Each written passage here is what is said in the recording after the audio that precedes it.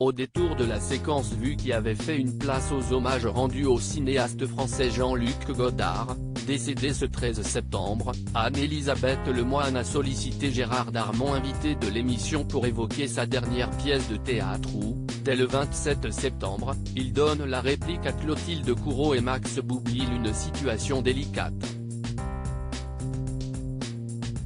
Vous vouliez dire un mot sur Jean-Luc Godard ? Pas spécialement, a démarré le comédien, manifestement sur la réserve au sujet du réalisateur du Mépris.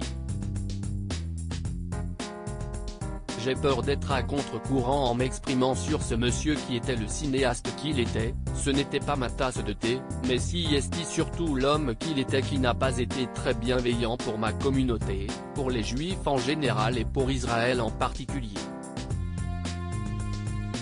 Gérard Darmon: je trouve que les propos qu'il a tenus étaient absolument inadmissibles. Parti sur sa lancée, et vu qu'il n'était pas interrompu, Gérard Darmon a poursuivi et n'a pas pris de détour pour expliquer le fond de sa pensée à propos de Jean-Luc Godard. Je trouve que les propos qu'il a tenus étaient absolument inadmissibles, c'était de l'antisémitisme, c'était du négationnisme, c'était du révisionnisme. Je pense que j'ai été plus touché par la disparition de la reine Elisabeth que par Jean-Luc Godard, pardonnez-moi, mais je ne peux pas admirer quelqu'un qui est à ce point-là les Juifs, ce n'est pas possible.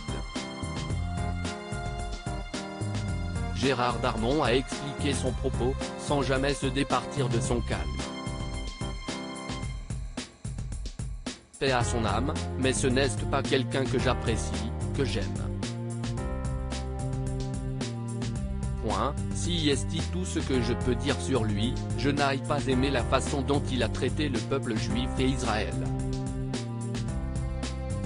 Je n'ai pas aimé cette façon qu'il a eu de revoir l'histoire.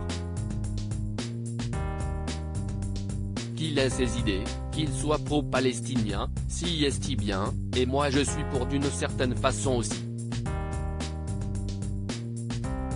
Mais pas dire que les Juifs de la Shoah s'étaient fait tuer exprès comme des moutons pour que 3 ans après on reconnaisse Israélais. Quand je pense que certains adhèrent à ce genre de propos, pardonnez-moi, mais je trouve ça honteux.